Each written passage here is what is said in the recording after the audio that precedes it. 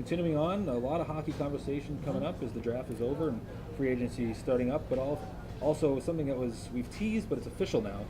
The Rochester Americans, Buffalo Sabres back together. Well, that was a natural. You wondered why it didn't happen sooner. I know why it didn't, certainly. But, Buffalo stepped in. They have a new owner themselves, in Terry Pagula, that bought the Buffalo Sabres franchise not too long ago. And I think from day one, it was sort of a mission of theirs to get Rochester back under their control.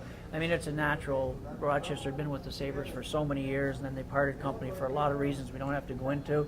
And Buffalo did some really good things in Portland as well, and brought them very good hockey clubs. So the Buffalo Sabres organization has done a heck of a job in bringing players, not only young kids along, but sprinkling the right veterans, and have had a great deal of success.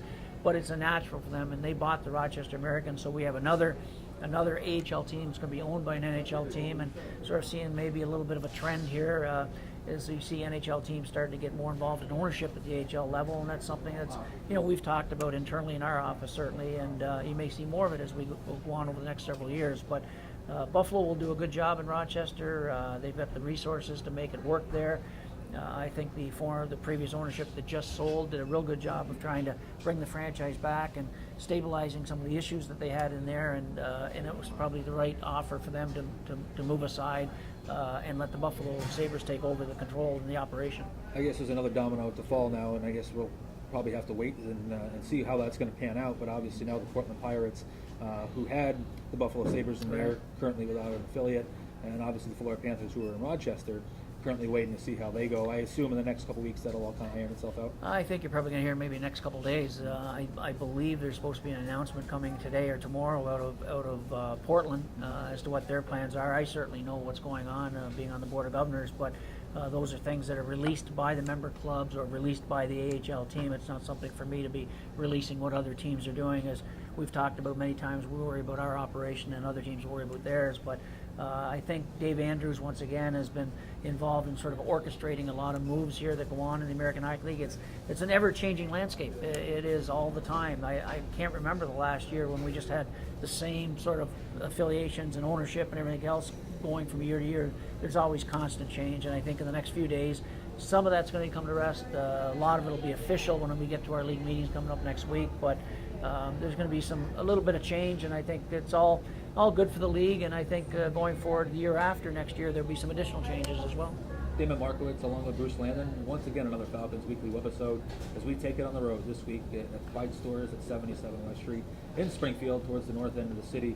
Pride Store is a great sponsor. Bob Bolduc, appreciate him having us out here today in his great location. There's really no other store like it around the Pioneer Valley, really it's around the Northeast. You can come in here, get a sandwich, get a coffee, get gas. You can get a six-pack next door as well.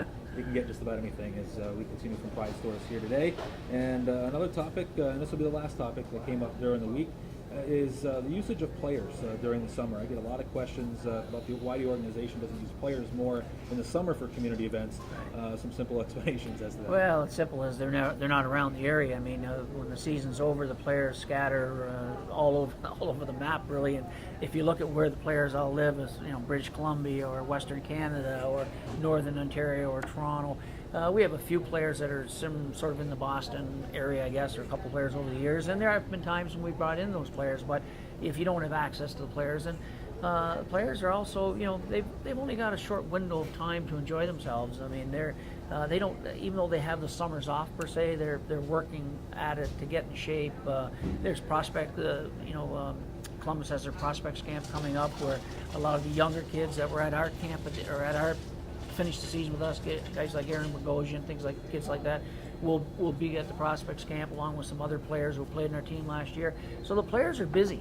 It's not like the players are sitting around. I know they get a chance to golf and relax, but they're busy getting in shape and busy doing other things. But the primary reason, Damon, as you know, is they're just not close enough to make any sense to bring somebody in. Now, Cam Atkinson, who finished the season with us, he's down the road not too far, and He's offered if we need to do something, we want to bring Cam in. So certainly when we get closer to our barbecue and some other things we'll be doing, that may be a possibility. I think it's important as well, and something that you remind me a lot of during the year is until they're Columbus Blue Jackets, Absolutely. until they're officially assigned to the Springfield Falcons. And that's something that can't be stressed enough. Well, that's important, and that's something the fans have to realize, that we have players that we could take a piece of paper right now and put players who we think are going to come into Springfield next year. But I've always, being a former player, I've always wanted to think that I was going to make that major league, make that NHL team. And didn't want to just assume that I was going into the American Hockey League. So we wanted the players to feel comfortable that when they're going to the NHL training camp, that they're going to have a legitimate chance of making that club. So if we start inviting players who we think are going to come to Springfield to come in here for the summer, then their minds get spinning. Well, am I already ticketed for Springfield? That kind of thing. So we avoid all that. And you and I have talked about this at length. Until we see the whites of the players' eyes, they're a Columbus Blue Jacket. And once they walk in the front door of our building, they become a Springfield Falcon. Tim and Mark, it's along with Bruce Landon as we wrap up this weekly webisode on falconsahl.com/our Facebook page. And don't forget about our social media streams. Go to falconsahl.com and check out the official Twitter, official Facebook. The links are there, updated on a regular basis as we continue. It's hard to believe July is right around the corner as we continue through the off season. One last topic here, Bruce, as we finish up here at Pride Stores. Just your relationship here with Bob, we talked about a little bit as well, but I know there was a texting program that Bob went into as well. Just your feelings on that. And last year, I know we went out and it was inexpensive. We went out and got some iPads and had them up on the concourse. Year one, I think, was successful. Right. It's something obviously we're looking to grow here in year two. Well, we're going to grow it thanks to Bob and his great IT team he has at his company. We're actually going to do different. We're just going to put a number up on the video board, be a number on the video board. Everybody almost has a smartphone or something they can put in that number.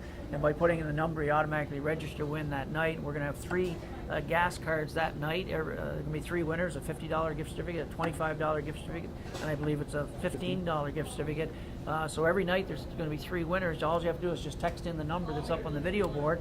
And then also everybody who enters the number is going to be eligible for the grand prize, which will be a $1,000 gas card, which will be awarded at the end of the year. And this is just good stuff. It's high-tech stuff that, rather than, doing some other things with Pride and doing some branding or signage and other things, he wants to take it to the next level. And I think anytime we can get our fans a chance to get involved with us and involved with a sponsor, it's a win-win for everybody. And yourself, if you walk away from our game with a $50 gas card or a $25 gas card, or the lucky person last year won a $1,000 gas card, that's pretty special. So we thank Bob Bolduc and his great team out there. It's so much fun to work with. They're always thinking sort of out of the box and what can we do differently, and this is certainly taking this to another level, and we're looking forward to it.